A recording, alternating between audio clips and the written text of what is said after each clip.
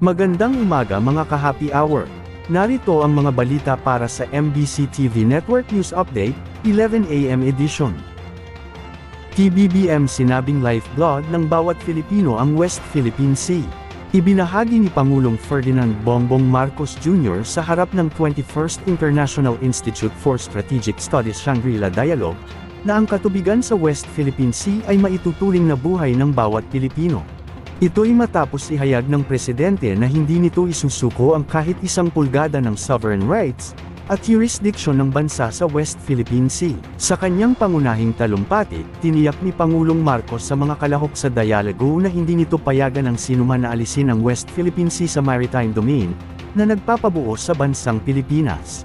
Inihayag ng punong ehekutibo na bilang presidente nanumpa ito na simula sa kanyang pag-asyum sa pwesto, wala itong balak na sumuko sa pakikipaglaban sa teritoryo ng bansa.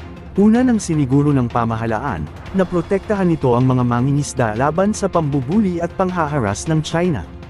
Samantala, sa Metro Manila ngayon, simula ngayong weekend, magkakaroon ng road reblocking and repairs ng DPWH sa dalawang kalye sa Quezon City.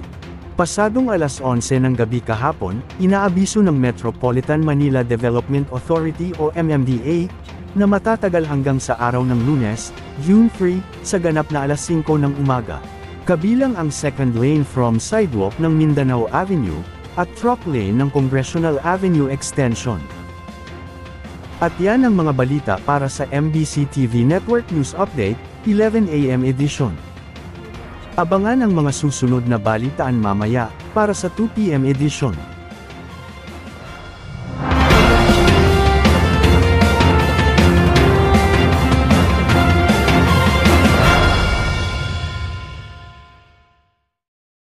Mga ka-happy hour, kung gusto mong manood ang mga balita sa MBC TV Network News Update, mag-subscribe sa aming YouTube channel, i-like ang aming Facebook page, at i-follow sa aming TikTok account.